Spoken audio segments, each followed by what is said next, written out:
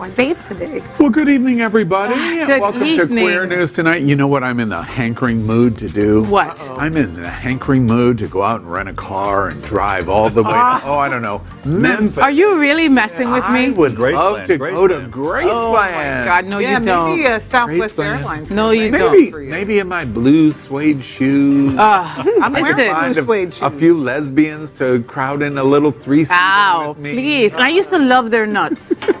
Who's not? Southwest. Oh, Southwest. And now I'm not too happy with them at all. You turned off by the nuts. Yeah, Okay. go to Faye What in Facebook and ask her what we're talking about. Yes. And we're going to talk about that and Dave Chappelle. Let's do The it. controversy of the moment. Yeah.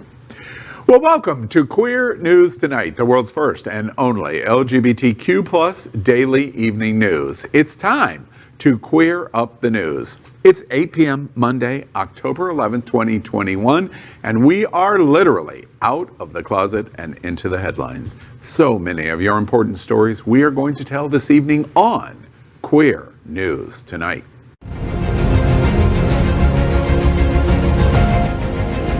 This is the world's first live daily LGBTQ evening news show, literally out of the closet and into the headlines on Queer News Tonight with Al Ferguson.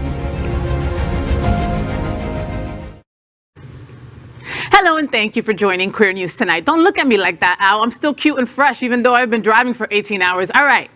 This is the world's first and only unedited live LGBTQ plus evening news show. Whatever happens, you will see it. Queer News Tonight is supported by viewers like you. We are part of the Happening Out television network, HotSpots magazine, and WMEG events. HotSpots is celebrating 36 years of the LGBTQ plus experience. Merge, we bring you the best of LGBTQ plus news, entertainment, and support of our community. I'm your anchor at Queer News Tonight, Al Ferguson. Let's first welcome anchor Faye What? She's a radio and television personality and has a popular blog and YouTube channel aiming to unite the L and the G together. She's a hostess and MC for many South Florida events, an animal advocate and owner of Face for Family, and is the anchor of the travel news show Happening Out Travel. Also, make sure to catch the Faye What Show Tuesdays at 7:30 p.m. Eastern. Good evening, Faye. Good evening, everyone, and just want to give a big shout out to Southwest Airlines for totally making my trip worth it. These bags under my eyes, yes, it's all the luggage from the weekend, yes. Well, at least you got 2 bags for free. So let's welcome our next anchor. Our next anchor is Dale Stein. He received a master's degree from the world-famous Juilliard School. He's a well-known photographer and is famous for his photographs of internationally acclaimed DJs, producers, drag personas, politicos, business people, and entertainers. He's presently the director of music ministry at Unity on the Bay and moderator of South Florida's largest LGBTQ plus Facebook group, Miami Gay List. Yeah, you know you're a part of it. He also served on the Miami Beach LGBTQ Advisory Committee for the full 8-year term, along with several other Queer News Tonight anchors, Miss Cindy. He now sits on the city's Human Rights Committee. Good evening, Dale. Why, thank you, Faye. And I'm excited to see you tomorrow night on the Faye What Faye Show. What? Yes. So be sure to tune in. Let's welcome anchor Nora Rotella, a founding partner of Rotella and Hernandez, a full-service immigration and family law firm. She's a Supreme Court certified family law mediator and was co-chair of the Gay and Lesbian Lawyer Association and winner of Florida's Legal Elite Award. Good evening, Nora. Well, thank you, Dale. And my intro is not as exciting as Faye's, nor was I on a 18-hour drive from Memphis. But I'm happy to be here, and let's welcome Cindy Brown. She is an icon in the LGBTQ plus community. She was an early organizer of the Miami AIDS Walk, the White Party for Care Resource, and other major events. She has served as the executive director of the Miami-Dade Gay and Lesbian Chamber Foundation and the LGBTQ Visitor Center. She is the founding executive director of Miami Beach Pride and currently serves as a program manager for Jewish Community Service LGBTQ Lambda Living Program for LGBT seniors. Good evening, Cindy. Good evening, Nora, and everyone else around the table. We are the reporters for Queer News Tonight, and this evening we begin with the queer headlines. The LGBTQ plus community in South Florida and across America is diverse. Our community across the world is vast, and here are the bullet points for the queer news for today, Monday, October 11th, National Coming Out Day. Yeah. I'm a lesbian, Yes. in case you didn't know. Yeah, in case we didn't. Well, first, let's queer up trans rights. Is Dave Chappelle right and LGBT can be the feared gay mafia? When Dave Chappelle came out with his Netflix special, The Closer, the LGBTQ+ community was taken aback by the large amount of transphobic content. Everyone from GLAAD to the National Black Justice Coalition called for Netflix to remove the special. On Thursday, the comedian spoke to his sold-out Hollywood Bowl crowd saying, quote, "If this is what being canceled is like, I love it," end quote. The line about being canceled received rapturous applause from the audience, which included celebrities like Brad Pitt, Tiffany Haddish, Donnell Rawlings, and others. Tara Field, a transgender Netflix employee, tweeted that the community wasn't offended, but that, quote, "What we object to is the harm that the content like this does to the trans community, especially trans people of color, and very specifically, Black trans women. People who look like me aren't being killed. I'm a white woman. I get to worry about Starbucks writing T-A-R-A, Tara, on my drink," end quote. Tara has since been suspended by Netflix because of that tweet. So this was the last of his, 3 specials for Netflix, right? I think it's 3 or 4? I think 4. Okay, and I've seen 3. I didn't see the closer, and then when all this news came out, I was like canceling him automatically. And I've loved Dave Chappelle forever. You know, I've done some stand-up myself, and I've always respected the craft, respected his genius, and loved him and followed him. And then I even didn't take much offense to all his gay jokes and all that kind of stuff. But then he came out with the turf thing, and it totally threw me off. And I said, hell no. I'm not going to watch this last episode. But now I want to watch it because maybe we are catching it out of context. I also heard him say something like, you can kill a black man and get away with it, but you can't talk about the gay community because then the mafia aspect comes out and we cancel your ass. Does he have a point there? I think he has a point because we are kind of like the cancel culture. But I think what Tara was trying to point out is that there are some people that are damaged by his words. I would like to see him, support a transgender organization or, an LGBTQ youth organization. But, But does he have to? No, does he? I mean, he doesn't have to do any of that. He helped the baby out with, his proceedings for all his derogatory stuff that he said about us. Nora, what were you going to say? I was just going to say, at the end of the day, he's a comedian, right? A lot of the stuff that you expect to hear from him is going to be offensive. And if you look at his history of past skits and his Dave Chappelle show that ran for a long time, he had some pretty derogatory things to say about his own community. And we didn't see this outroar or this outrage of African Americans coming to say cancel his show because of all this derogatory stuff. He had the Black White Supremacist, he had other shows that really attacked his own community. So quite frankly, I haven't seen it. I'm interested in seeing it. I did see one of his Netflix shows where he talks about the LGBTQ+ as the alphabet people. I don't know if any of you saw that. And he was poking fun of R. Kelly and Michael Jackson and things like that. And at the end of the day, I think we have to take things somewhat lightly. But I don't disagree with what Cindy is saying, that ultimately, his voice, he has a platform, right? And people are listening to him, and there are some of the things that he is saying obviously are offensive, and some people don't see it as comedy but as actual truth. So I'm curious to what y'all think about the point that he makes. If you haven't seen the special yet, overwhelming majority of the content time of this special is on the LGBTQ community and the trans community, overwhelmingly. His point, however, is that he's not homophobic. He claims it over and over again. He makes jokes about the LGBTQ community, claiming he's not homophobic, but he makes jokes about virtually everyone and everything. Yeah. And frankly, he's genius because he's cutting you like a knife and you're not even realizing you're still smiling. You're smiling. I'm sorry.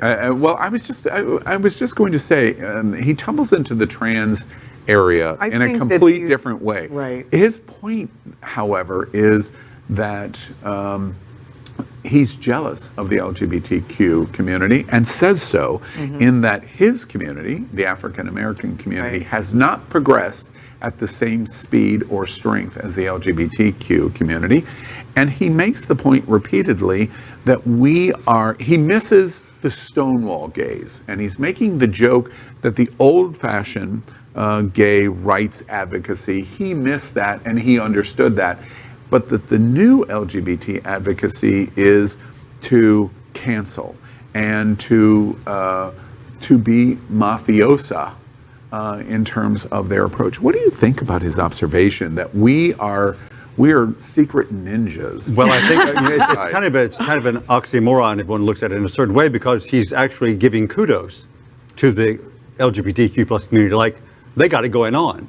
So at the same time he's digging, he's really praising, and I don't know if it's a sense of envy at how He's jealous, our community just like can really play outside. together. Well, you know what? So he's actually, I think he's actually kind of, it's a way of spurring his community, or how his community might be viewed, into the same kind of action. I would also say, though, that many of the rights that the LGBTQ plus community has worked for and achieved, not to say that, you know, the people of color in this country aren't horribly discriminated against, but many of the rights that we've achieved are rights that everyone else already had. So from that standpoint, I mean, we've been successful in securing them, but I think what concerns me the most, and, you know, I felt this was from his heart and not just comedy, is him siding with J.K. Rowling. Him saying that he was a saying TERF. that he's a TERF, and that, you know, that I don't think was comedy. I think that was from his heart. And that was also very dangerous, because Very we're saying that you're a TERF, you're basically saying that trans women are not women and that they are violent and dangerous. Exactly. Okay, and that putting that information out there in a platform that big is dangerous for our black and brown, women, trans women out there. I come back to the question of the observation that he makes. Your point, your soundbite on TERF is crystal clear. He's very clear in this special. Gender is male or female. There are no other genders. And he makes that absolutely crystal clear. And that's when he draws the connection to J.K. Rowling. To the point of his opinion on that, do we cancel him for his opinion on absoluteness in terms of gender? That's the point he's making. That the LGBTQ community has grown so powerful in our influence in elite society that he's a target to be canceled because he believes gender is this. Look at all the LGBTQ plus community right now watching his special, talking about Dave Chappelle when we wouldn't beforehand. It's genius. It's freaking genius what he's doing. He wants us to try to cancel. But the reality is that bigger how sad is this? We can't cancel Dave Chappelle. Right. We don't have that kind of power. wants that LGBTQ, we have power, but not that much power. We're not going to be able to cancel him. His fans are huge. His legion is massive. And we will not be able to cancel that man. Yeah. He makes a point I've seen the special. In fact, I've seen it twice now. I've gone back and watched it again. Did you not understand part of it? What was going on there, Al? Did you need a translator? You could have just funny. called me. You wanted some extra laugh. Right. I don't, and again, please don't misunderstand this of acceptance or agreement with Dave Chappelle, because it is not. But the first time I watched it, I kept saying to myself that I'm watching genius. I'm watching Picasso paint. Yeah. Wow. And he's doing it verbally.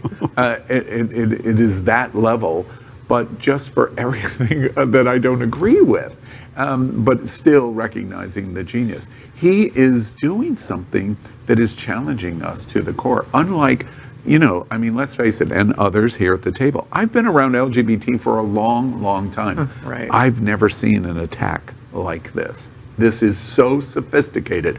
This is not Tucker Carlson and Laura and Sean. He would wipe them out. That's a great and be way more powerful than their three voices, because he's doing it in a way that he's just literally killing people. Yeah, and I think he's making it much harder for people in the black community to come out. Regardless if they're LGBTQ or whatever. I think that He's making it more dangerous. One last point that I want to bring to your attention, if you haven't, and in watching the special, he has a friend that he claims is a friend, is a transgender female comedian that opens for a show, and it's getting very little coverage, but it's the last quarter of the show, and she did very poorly, but then she sat in the front row, and they engaged through his segments of the show, and he says repeatedly the crowd loved her, but it was in the interaction between him and her. But he makes the joke over and over again that she was horrible, that she was crap in her stand-up set, and that she came to defend him, that he was not homophobic and he was not transphobic, and makes the point repeatedly that our community crushed her post, and within 5 days she stepped off a roof and killed herself.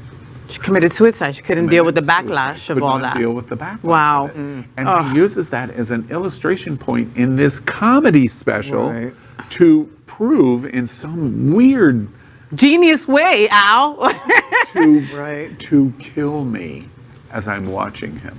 Wow. What do y'all think about that approach? I've never seen anything like it. I think that there is way too many people ripping people down in social media, and regardless of your age, that can be debilitating to someone who may have some, even a little bit of mental illness or depression. And there's one thing about saying, I wish you didn't do that, but some of the things we all know, some of the horrific things that people say on social media. This isn't the last that we hear of this. I wouldn't be surprised, Al, if they give him an extra special.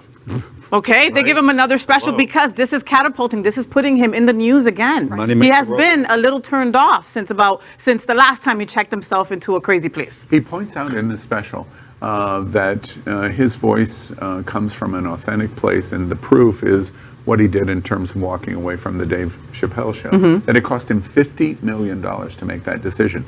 But he makes that observation to prove his observation about not being homophobic, and what he is saying is truthful.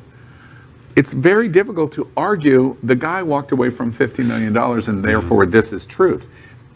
They don't equate with each other, but it was a very powerful observation that he makes on the stage. I agree with you.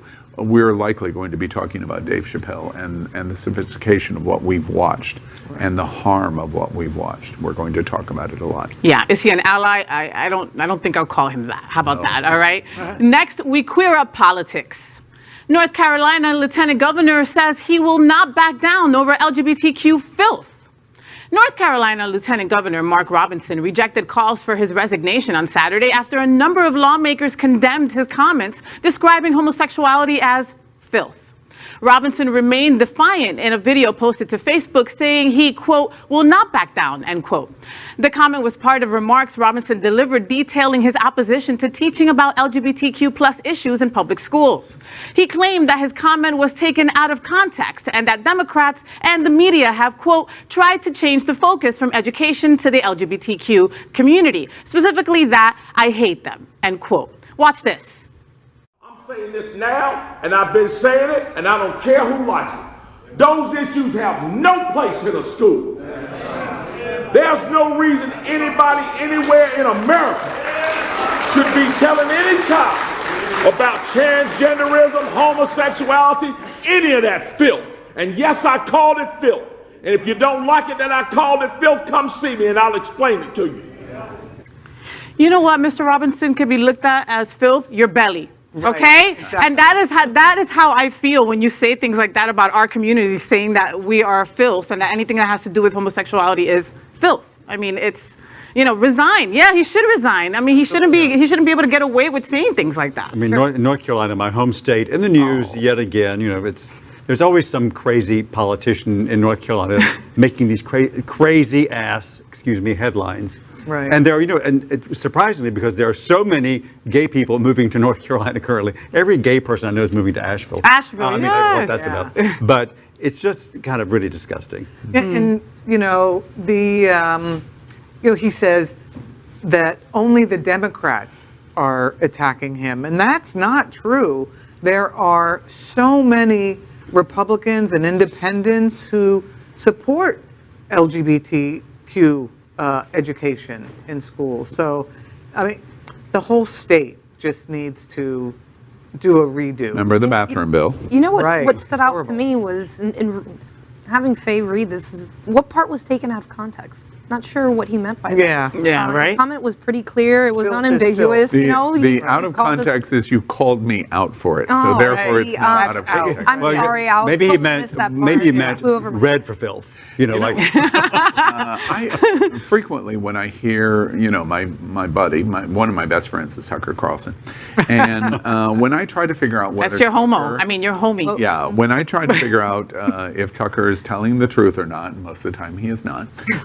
When I try to figure it out, I try to provide litmus test to where the comment is coming from. The lieutenant governor's comment is about there should not be LGBTQ education in North Carolina schools, and it is therefore filth. That's the observation he's making. A litmus test in this situation to see if the lieutenant governor is right is to remove LGBT and put in heterosexual as the Right. opposite. So let's not teach Romeo and Juliet in North Carolina schools. Let's not teach love stories. Let's not have Valentine's Day where a boy kisses a girl. And this exact same lieutenant governor would go, what the hell are you talking about? Right. That is the litmus test that his filth is homophobic. It's Exactly. not sexually driven. Yep. It's because it is homosexually driven. And that indicates you're lying, sir. Yes, it does. well, and that's that. Next, let's queer up the USA. LGBTQ plus seniors fear discrimination when searching for housing. Watch this. Stonewall House in Brooklyn is an LGBTQ-friendly senior housing development. SAGE, an advocacy organization for LGBTQ elders, which created Stonewall House, says it is the largest such development in the country. 71-year-old Deidre Nottingham was one of the first to move in. So I said, finally, a house for us to stay in and not be judged, you know? I've been waiting a long time, over 50 years, for something like this. For decades, she says she faced housing discrimination and at points homelessness due to her sexual orientation. It began at 14 when she came out as lesbian and her family kicked her out on the street. It just got worse from there. When I was younger, me and my girlfriend, they wouldn't rent to us. And it was hard because we couldn't go back home. Our families didn't want us. And it's hard when they calling you a freak or a weirdo. I was called that lots of times by my own family members. So it's very hard when you don't have no support. And there wasn't any groups out there where you could go to. We were lost.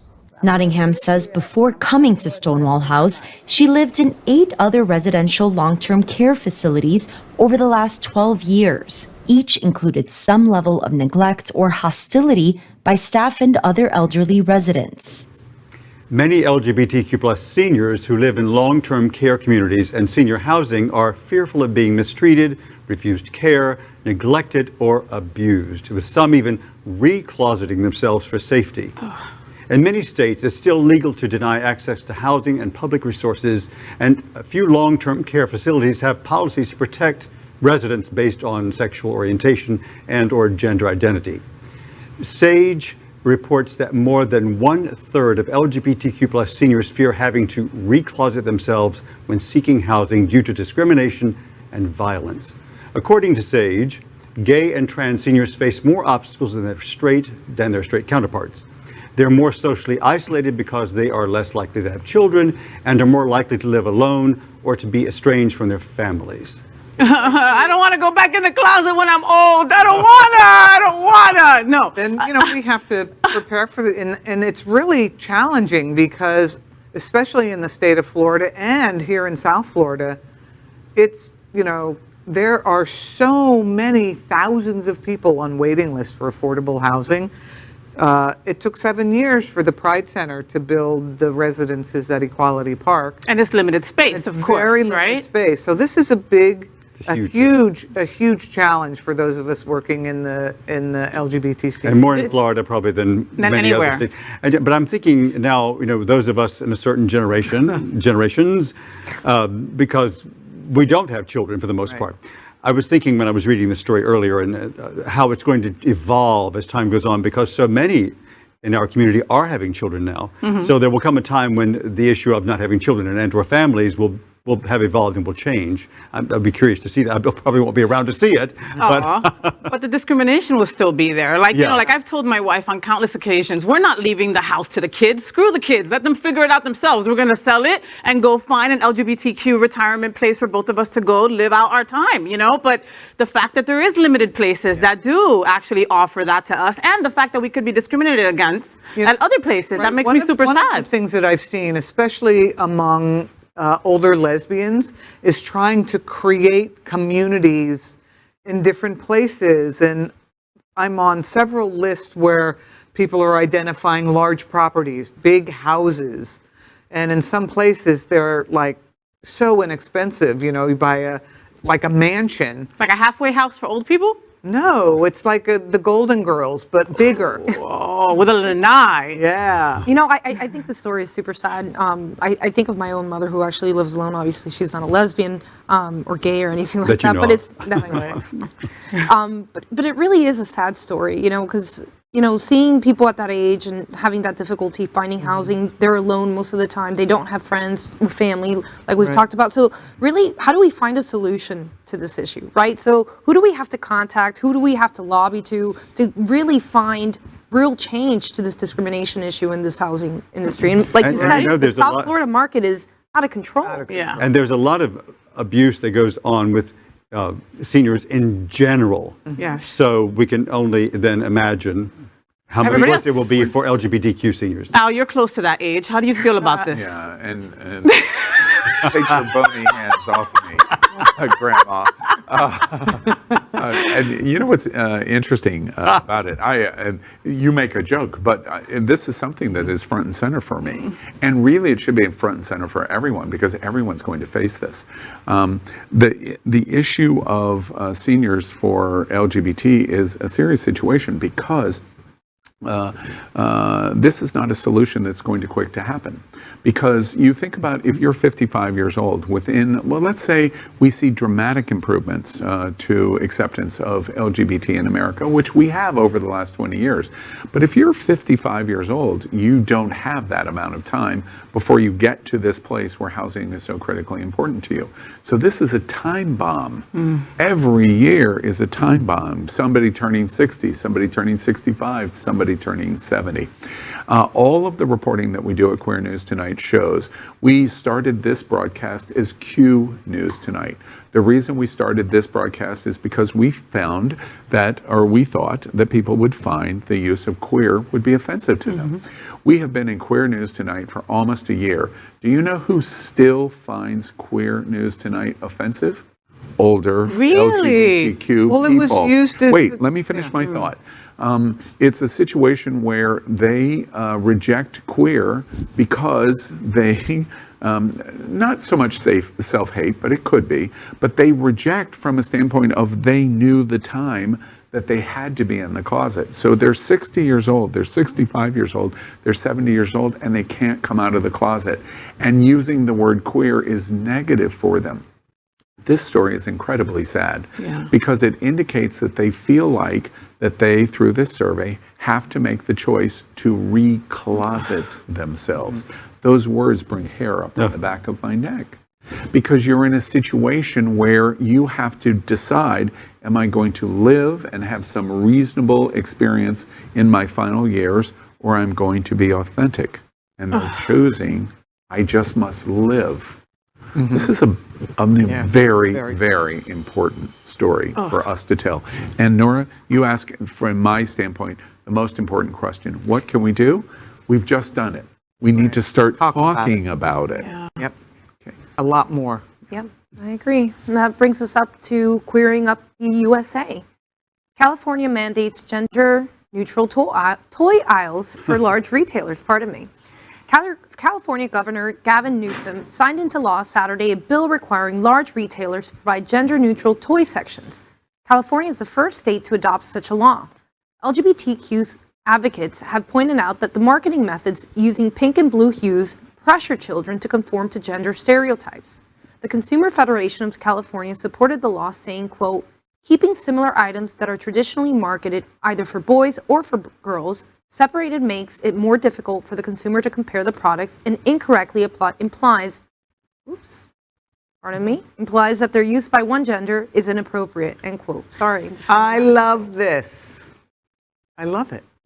You know, when I first saw the story, I was like, toys? What kind of toys are we talking about? Let's make it gender neutral. But then I noticed it wasn't a sex shop. It was, it was a different kind of. That's not Vibrators or Us. Oh, darn it. No, but I love this. Don't force, an identity to a kid. Don't force a gender to a kid. Let the kid choose. Like, I love to play with trucks when I was a little kid. Right. But my Barbies also had sex with each other, and nobody saw that coming, right? And then I still surprised my mom when I came out. Anyway, but why not let a kid pick whatever toy pops out at them, whatever color it is? It doesn't matter. There was so much to unpack in that just now. I know, right? I'm just going to have to go over to aisle 4. You didn't have your dolls have sex? Of course. Oh, I had dolls that just dressed up. From a legal perspective, like, how are they going to, the real question for me is, how are they going to pass this? Are they really going to have support for this to really become the law of the state? It's why we love California, but everyone goes, oh, it's crazy California. Yes. I was just listening to the story on NPR as I was driving up here, and they have to comply by 2024. That's around the corner. Yeah. Or be fined. You know what's interesting also from this, the standpoint of this story, to your like of this story, you embrace it. Are you willing to fight for it? Why not? The reason I ask is if this, even the discussion of this, much less the passage of it, is going to create a dramatic fight. Right. When I read this story, my first thought was my best friend, Tucker Carlson. His head just exploded. Right. Because this is the wedge issue, and these are the kinds of wedge issues that this minority, it's a minority of Americans, but it's a powerful minority voice. Not to say that we shouldn't stand up against it. Why I ask you, would you fight for this? Because at the end of the day, these are the kind of issues that they're going to hold up and rattle in front of middle America and white middle America to say, this is why they're destroying the America that you know. They're going to take away the blues and the pinks. And they're going to sell this horrible attitude that we should still be in 1950s America. And this is why you should vote for X. Yeah. Because they're going to bring it back to you. It's all a lie. Absolutely. But it is a powerful, winning political argument. Which then, if that is true, our only choice is to stand up and fight. Because if we agree with this, it's going to require a lot of fighting to get this implemented in California and other places in America. Time to fight. Libertad. And that brings us to queering up the world. Cuba's president meets with LGBTQ plus activists. Cuban President Miguel Diaz-Canel on Friday met with more than a dozen LGBTQ activists. Tremenda Nota reported the meeting took place at Havana's Palace of the Revolution. Francisco Rodriguez Cruz, a gay man living with HIV, who writes under the pen name Paquito El de Cuba, and Malucano, a coordinator of Trans Cuba, a transgender organization that is affiliated with the National Center for Sexual Education, are among those who participated. Mariela Castro and Diaz-Canel both publicly support marriage rights for same-sex couples. Friday's meeting took place less than a month after Cuba's Justice Ministry released a draft of a proposed new family code that would allow gays and lesbians to tie the knot. Joan de la Cruz, a gay man from San Antonio de los Baños in the Artemisita province, who live streamed the first of a series of anti-government protests that took place across Cuba on July 11th, and hundreds of others who participated in the demonstrations remain in custody. I always have to mention Tremenda Nota, right? And they're the media partner of the Washington Blade, right? And I just love their name. Tremenda Nota means a badass buzz, like a buzz after you had a couple drinks, Like how high I am. So I really do love them. But you know, this story, like, it just reminds me of how far we've come. You know, in the 50s, they would throw gay men in camps. Absolutely. And in the 80s, they were quarantining folks with AIDS. Okay, so if you put that together and you think of how that they're sitting down with LGBTQ plus activists, it's like, wow, they may be getting farther ahead than we are. Like, you know, something. The story really bothers me. Just having read it earlier and hearing it again.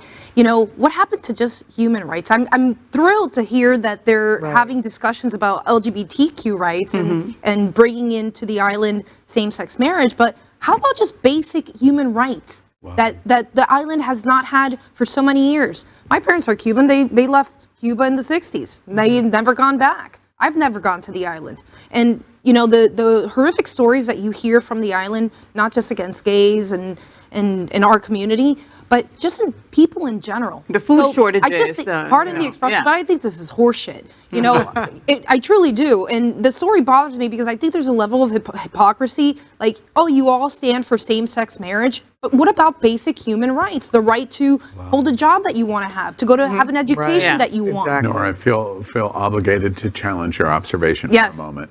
Challenge me. If let's assume 100% of everything you just said is true in terms of the human rights position, that is, it's very likely true. I've been to Cuba 10 dozen times, whatever. Does that mean that we don't celebrate and we don't fight for the LGBTQ rights that are going on in Cuba in taking that recognition, or we have to have it all? Given the circumstances of Cuba, I think it's a step in the right direction to hear them open up discussions for this one, for our people and our community. But it boggles my mind that those two things, that there's not more being done just in general for the island, for the people of the island. And again, I do agree that it's a step in the right direction, but it infuriates me. And maybe it's from a personal standpoint, from my history, my background.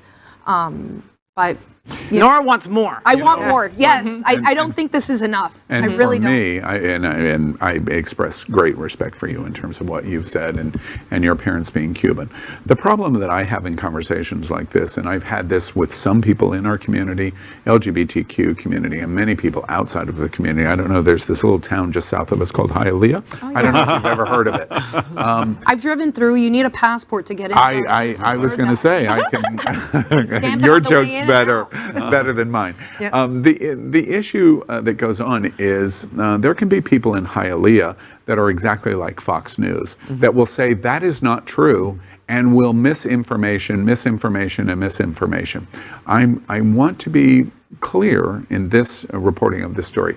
I love that you called out the agency, the news agency in Cuba, and that you call out the Washington Blade. They are doing an amazing job, really not only in Washington politics, but what is going on in Cuba. This story is true. Mariela Castro is the niece of Fidel Castro, and she's one of the leading LGBT advocates in the entire world. Now, all of the other horseshit is the horseshit, but she's one of the leading LGBT advocates in the world. And that's the president of Cuba, who has a whole line of baggage horseshit on human rights in Cuba. But one of the new exceptions is, let's talk about LGBTQ rights. So my reaction is, first off, I'm not going to let Hialeah say, this is a lie, this is a lie. No, it isn't. And you're Tucker Carlson in Fox News if you tell that lie that January 6th didn't happen. Right. That's my only point here. This is a victory for LGBT, just to sit down with them. We hope more will come, and it looks like more is going to come. Excellent. And the other... We'll take a trip to Hialeah together. Yes, exactly. You'll be my guide and my security agent. I'll take you in my big old lesbian truck. That's right. The Lesbozine. The Lesbozine, that's right. So that is our queer headlines for today. So let's catch up on the LGBTQ news surrounding COVID-19 with our special segment called Quarantine Quickies. Queer News Tonight has reported on coronavirus every news broadcast since January 6th of 2020. Tonight we report that as of today, more than 3,164,000 LGBTQ plus Americans have contracted COVID-19.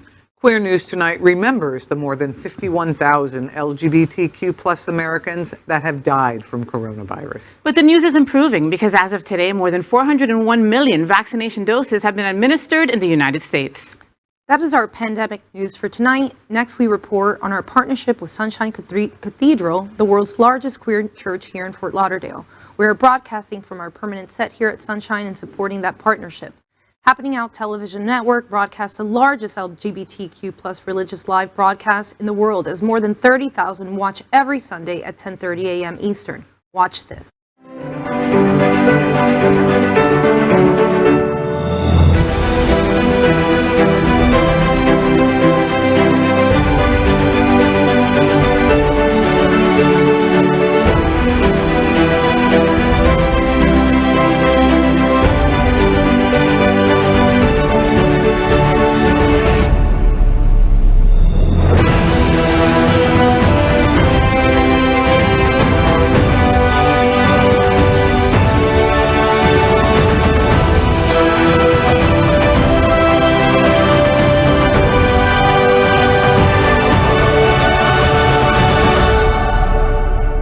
I'm James Wallington. I'm Will Jardell, and we're the winners of The Amazing Race. We made history as the first LGBTQ plus contestants to get engaged while competing across the world on the show. Oh, and we also won the $1 million.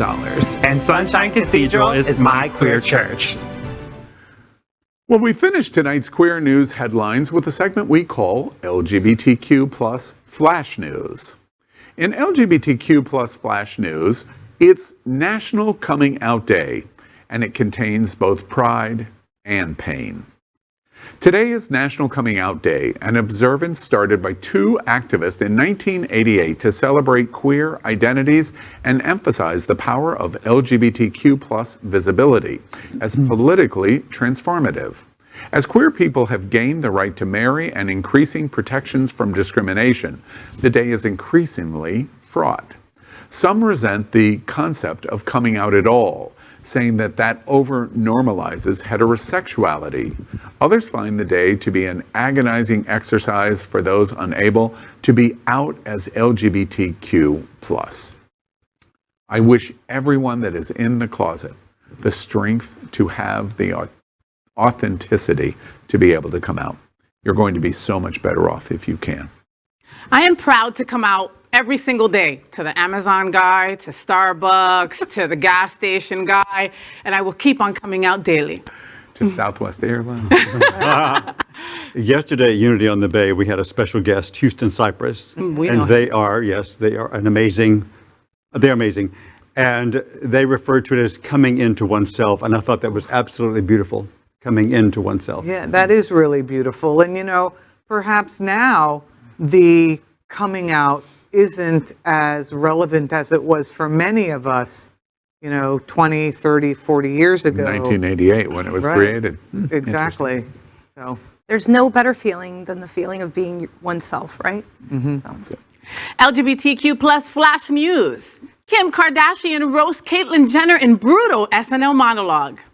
Kim Kardashian's opening monologue on SNL was full of self-deprecating jokes and jokes about her family, from referencing her movie premiere that her mom forgot to tell her about, to jokes about not running for president so the family wouldn't have 3 failed politicians. The crowd was laughing from start to finish. She also mentioned her trying not to be a Karen, when said, quote, "With all of the K names, it's really impressive that my mother didn't pick Karen. I mean, somehow she just knew. I don't know how she saw that one coming and not Caitlyn." End quote.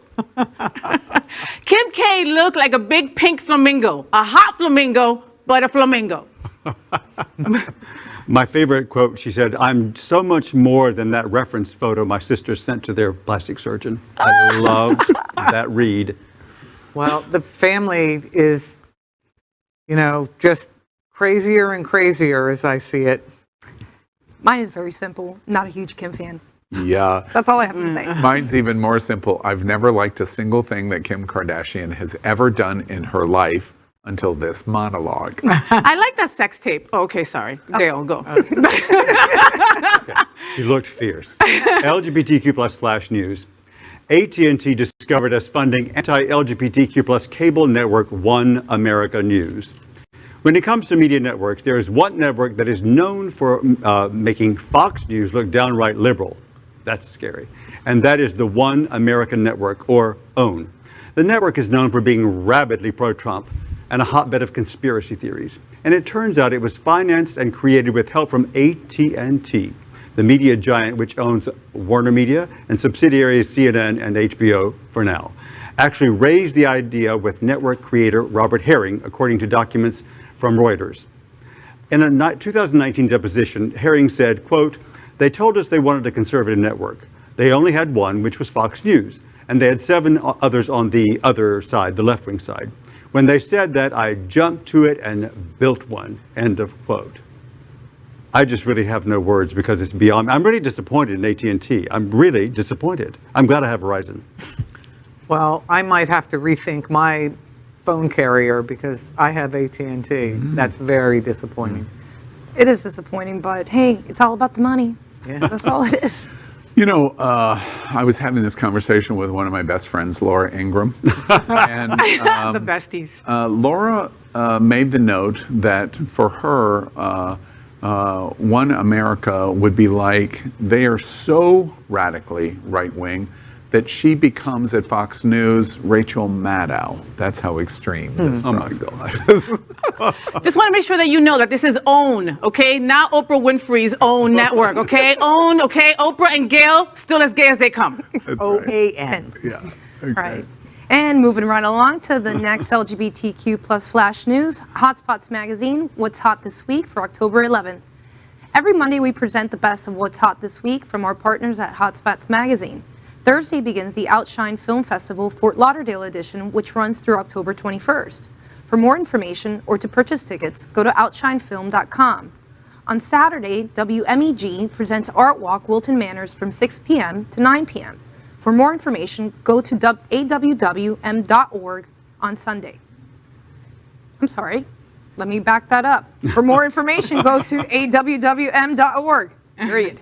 On Sunday, The Alibi presents Miss Alibi 2021 pageant honoring the current reigning Miss Alibi Fantasia Royale Gaga, mother and hosted by the mother of the house of Alibi, Missy Miyake, LePage, and Nikki Adams. To get full details on these and other South Florida events, pick up HotSpots magazine on stands on Wednesday. Hearing you talk about some of the most famous drag queens in South Florida just brings me joy. It just gives me life. I'm all about the Outshine Film Festival and the shorts, and the girls with shorts, and the girls with short skirts. You know, all the shorts. Go for it. I love how the festival expanded to include so many other events, including some of my favorite drag queens, whose names you could not pronounce. I could not. I have to give a shout out to their graphics department, which is my niece, Alexis Bosch. Alexis, yeah. I didn't know Alexis was your niece. Yes, she is. Oh, very nice. Yeah, that's right. We love Outshine. Yes. So that is today's news for the LGBTQ plus community on the world's first and only daily LGBTQ plus evening news show. Is our community important to you? Then help us by liking and subscribing, ring the bell for updates, share this news with your friends and your family. Post this broadcast in the many groups you are a member of. Tonight's stories about our community deserve the attention of your family and friends. Queer News Tonight is the only live LGBTQ plus digital television show in the world that is out of the closet and into the headlines, and we need your support. If our community is to grow, we must tell our stories and bring them to the attention of the broader world. This is the only place in the world that tells these LGBTQ plus stories in motion and sound. And that is the passion of the Happening Out Television Network and Queer News Tonight. I'm your anchor, Al Ferguson, and on behalf of these LGBTQ plus reporters, the anchors of Queer News Tonight, including Faye Watt and Dale Stein, Nora Rotella, and Cindy Brown. We are going to see you daily at 8 p.m. But before we finish for tonight, however, we have one last story to share. Now we're going to queer up religion. God is queer, declares Sunshine Cathedral on 50th anniversary of world's largest queer church. It's June 1969, and a riot breaks out in New York over police injustice towards the gay community, the trans community, and to people of color. The movement was called Stonewall, and it began the change of everything for LGBTQ+ rights in America and across the world. Just 2 years later, it's October 1971, and a small church congregation forms in Fort Lauderdale, Florida, to give LGBTQ+ people a place to safely express their faith and fight against injustice. The moment was called the Sunshine Cathedral. This week, the mayor of Fort Lauderdale, Dean Trantalis, who is a member of our LGBTQ+ community, celebrated this 50-year milestone as Sunshine Cathedral has become the largest queer church in the world. Trantalis presented the church with a proclamation from the city celebrating the milestone. Trantalis talked about the importance of Sunshine Cathedral for LGBTQ+ people, including services of food need, HIV/AIDS, trans programs, and so much more.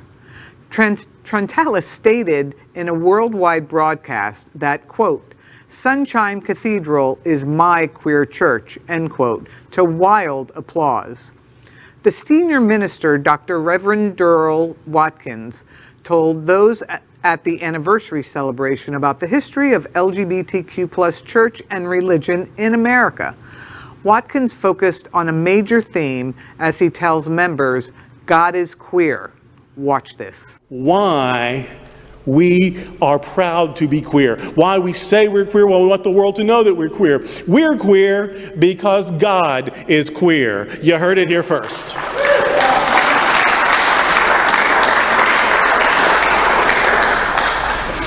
God is mother and father. Hello. God is she, him, and they. Got all the pronouns. And that is actually biblically accurate. Yes, God is sometimes father, but yes, God is also the mother eagle teaching her young to fly. He then walks the congregation through an explanation of Sunshine Cathedral's mission and why the church embraces the queer designation. We have included highlights of this 50th anniversary message on God is Queer. Watch this. Please join me in the Sunshine Cathedral affirmation.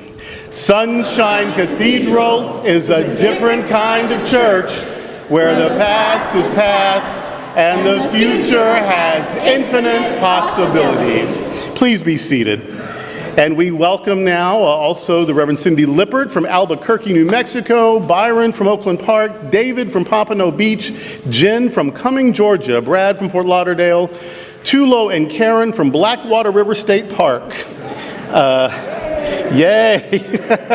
And we will welcome more as they come in. I also want to point out, because I may forget later, we have a frequent guest musician today, Laura Gonzalez. She's amazing. You're going to love her.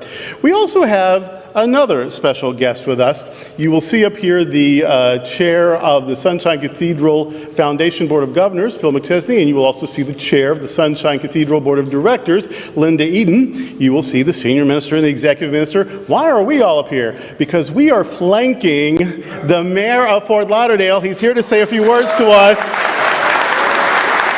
Please welcome the Honorable Dean Trantalis.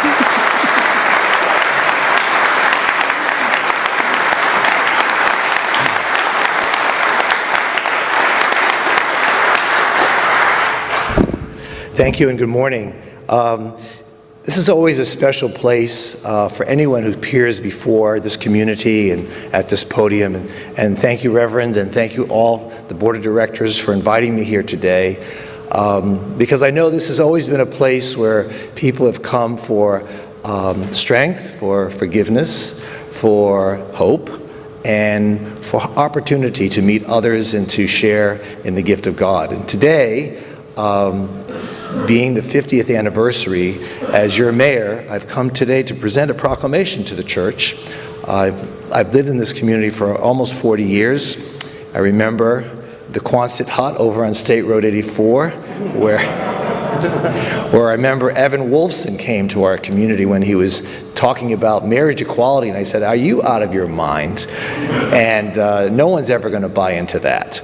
And here we are today, sharing in those freedoms and equality for everyone.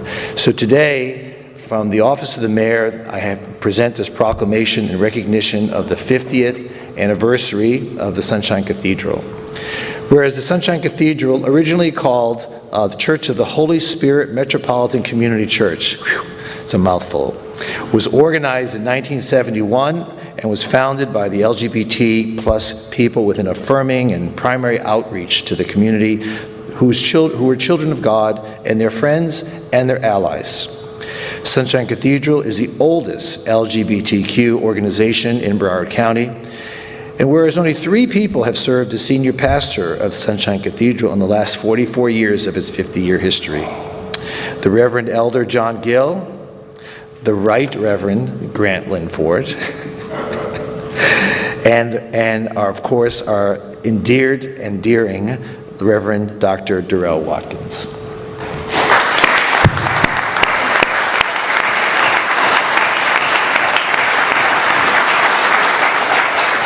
Sunshine Cathedral has long advocated and worked for marriage equality, women's rights, HIV prevention, transgender rights, and acknowledgement that all people who have sacred value. Whereas Sunshine Cathedral seeks through multiple programs and ministries to address food insecurity, provide a safe place for recovery and support groups, offer a comfortable environment for the celebration of the arts, provide worship opportunities, offer religious education, continuously rejoice in the gifts of the LGBTQ plus community, and offer spiritual support to people living with HIV and other life challenges. And whereas Sunshine Cathedral, through local programs, social media, virtual reality gaming technology, and interactive community live streaming broadcasts, engages a global congregation of over 30,000 individuals and serves over 5 million people annually. Where are they today? Virtually. I know, you're at home. Be safe.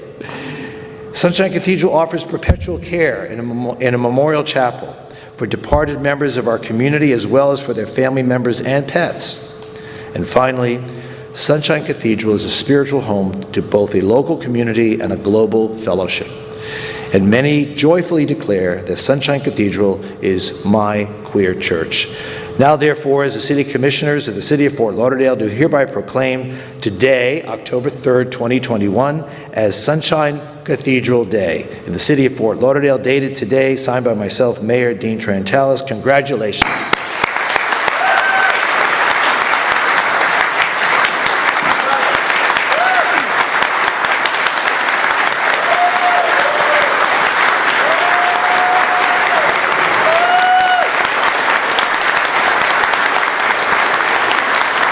Why we are proud to be queer. Why we say we're queer, well, we want the world to know that we're queer. We're queer because God is queer. You heard it here first.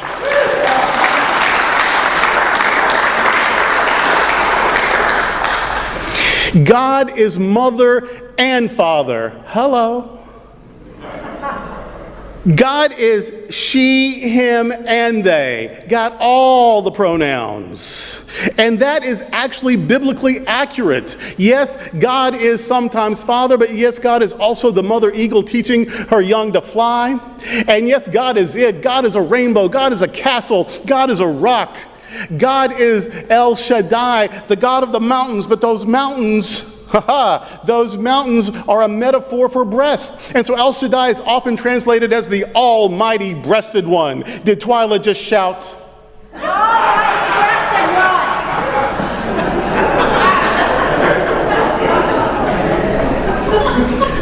God is Lord. And in the book of Job, we're told that that Lord's womb produces the winter frost. God is non-binary. God's chosen and anointed king, David, makes a marital type covenant with another man, Jonathan. God is non-binary, and God's chosen leader is bisexual.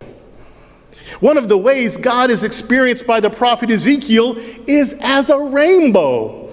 Ezekiel says, It was like the bow that appears in the sky on a rainy day. That's what the presence of God was like for him. Like the bow that appears in the sky at a rainy day. Ezekiel knew a rainbow God, and that rainbow God still blesses her rainbow people. And one of our creation myths, God makes Adam, God, all by God's self, makes a person. There's not a couple involved. There's not a birth process. It is a very queer event to just make a person, unless you are Dr. Frankfurter from Rocky Horror. But right, God makes a person in a queer way. And then Adam, without the help of a woman, gives birth to Eve, with the help of a surgical process that God provides, but still. A man gives life to a woman. And without a biological mother, Eve then is a woman who would have a Y chromosome. If there was no woman to provide the XX, then so this woman born of a man would have the male chromosome. So the mythic primordial couple are by definition transgender. Yes. It's the Bible. What are you going to do?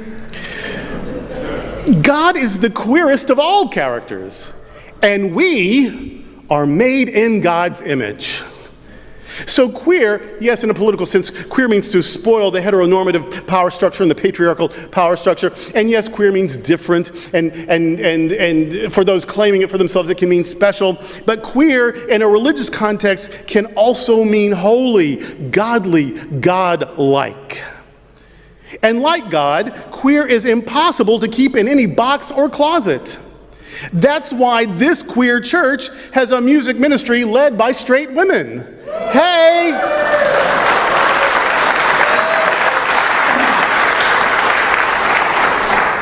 Usually straight churches have music ministries led by closeted gay men. Not us. A music ministry led by out straight women. I love that. And in religion, that is queer indeed. That's why we love and teach the Bible, but will not worship it, nor allow it to be weaponized against us. We are a different kind of church, still shining after 50 years. And as someone who is just 11 years away from being 50 myself,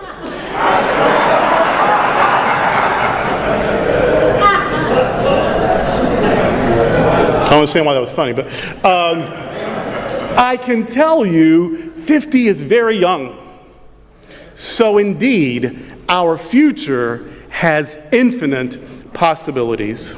Did you know that Fort Lauderdale, let me just put some context, what we have accomplished, what we can accomplish, and what we are doing. Fort Lauderdale has just over 180,000 people. It's not a big pool. Not, as urban areas go, there's a lot bigger. Houston has 4 million and so on. So it's not the hugest city, 180,000 people. And Broward County has just under 2 million. Just under 2 million, the whole county. So in a pre-cyber age, the most we could hope to reach from our area would be about 1,000 people, that's Easter and Christmas, with about half of that or less in regular attendance. And for many years, that was the exact trend that held. For most of the time that I've been here, in fact, until pandemic made in-the-room worship difficult, and in the room, we haven't recovered fully from that yet. That may take another year or two, I don't know. But, so the limitations of the size of the area and the limitations of a global pandemic. But we have affirmed for 14 years now, the future has infinite possibilities. We've said it, and we believe in the power of affirmations. And so we have affirmed with emotion and with faith and with clear vision over and over for 14 years, the future has infinite possibilities. And so we are now discovering that neither the population of Broward County nor the onslaught of any virus determines what we can do and how many people we can reach. We have in the last couple of years grown to a global presence of tens of thousands weekly and millions annually. Yeah, I want another 50 or 100 people in the room, but we aren't waiting for that, and we're not limited to that. We are a different kind of church. No other one is just like us. And what is true of us as individuals is true of us as a church. We are God's miracle and not God's mistake.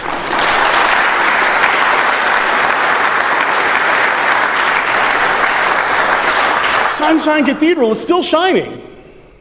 And so I ask you to continue to support this miraculous church, because we are still building something amazing, life-giving and world-changing, and the gates of hate will not prevail against it. We will not grow weary of doing good, for in due season we will reap even more than we have so far if we do not give up. And we ain't giving up. And this is the good news. Amen.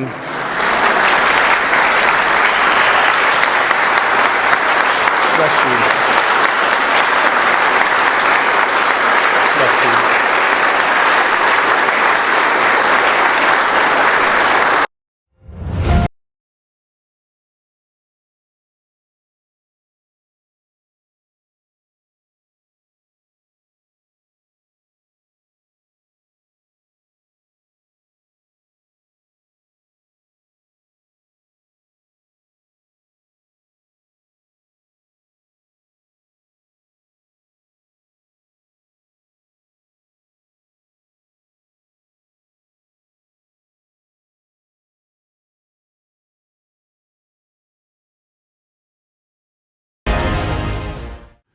LGBTQ plus news is vital for our community and for the broader world as a whole.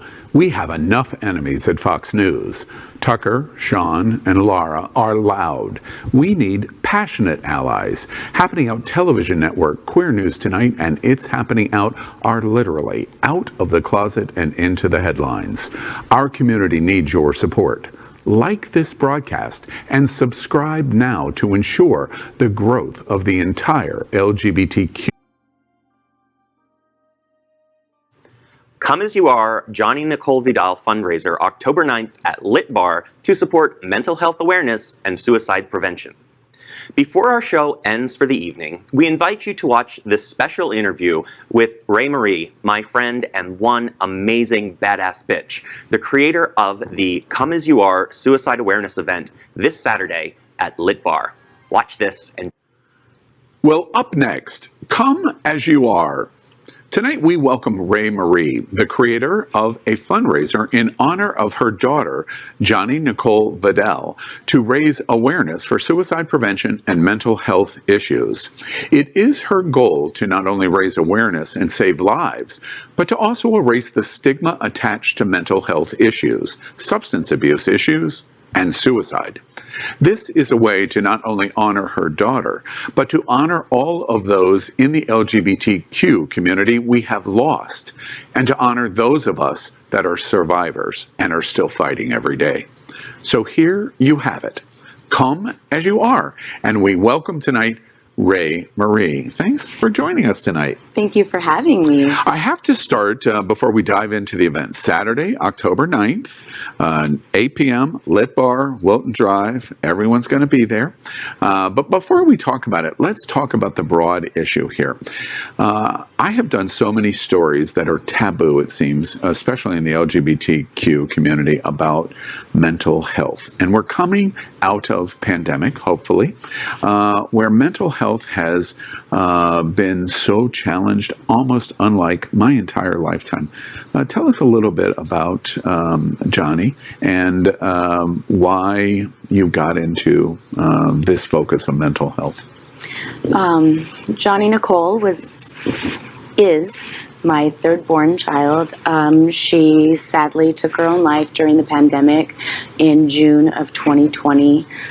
She was only 25 years old, and I'm so sorry. Thank you. I appreciate that. She's missed greatly every day. And I knew I had to do something because it hit just too close to home. And if by doing this and continuing to have these uncomfortable conversations till they become comfortable and normalized. I'm going to do it until my last dying breath because my purpose here is greater. Yeah, for parents of LGBTQ plus children, speak to the issue of how it affected you, because I think frequently, while many in our community are suffering mental health issues and they face the stigma of it and admitting it and talking about it, we might forget the parents, that if something tragic like Johnny Nicole's passing, it leaves lasting effect on the people that are left behind. Tell us about how that affected you as parent and how other parents and family and friends might be affected by something like this. It definitely leaves a gaping hole. And, sadly, there's nothing anyone could say or do. When you're grieving someone to the loss of suicide, it's a different kind of grief. And honestly, I'm shocked that I'm here today because last year at this time, her first heavenly birthday, I could barely get out of bed and take a shower and brush my teeth and do normal things. And, I just want to give people a safe place to say it's okay not to be okay. And easier said than done, try not to blame ourselves as parents and grandparents and siblings, aunts, uncles, friends, because I could say it logically that, it's not my fault and there's nothing I could have done. But you're going to carry some sense of guilt with you, and that's perfectly normal. But I would say just try to be gentle with yourself because that's probably the hardest part. We have national organizations like the Trevor Project that are very involved in this, the National Suicide Hotline. Frequently, our story in LGBT is that we're tough and we have to be tough because of the broad discrimination we have faced historically since the Stonewall riots in '69. But this is a whole different issue, isn't it, in terms of how LGBT leads to isolation and loneliness, and then the pandemic on top of it becomes a new layer. Any advice to those that would be feeling these kind of feelings like Johnny Nicole did, that you would recommend to people that are listening to you right now? What kinds of things should they do you recommend? We always say check up on your strong friends, right?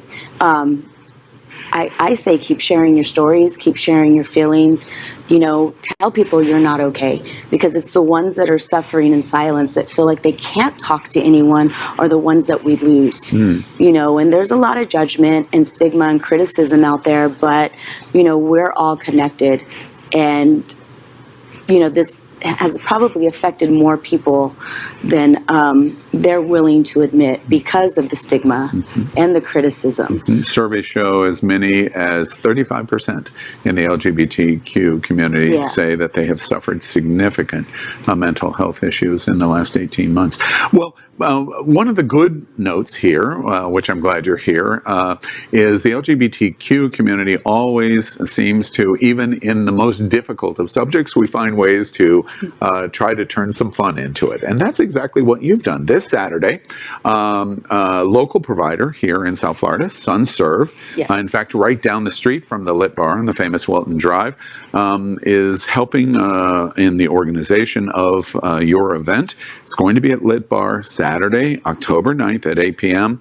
Bubbles and Pearls is one of the sponsors. Remind me who runs that place? I can never remember. It's at the tip of my tongue. I think it's Josie. Oh, yeah, Chef Josie and Marcy. Now I remember. And she's going to be playing dual role as her alter ego in terms of DJ Snack Daddy. She's going to be performing at Lit. That is correct. Yeah, that's going to be fun. And Carol at apartment 9F.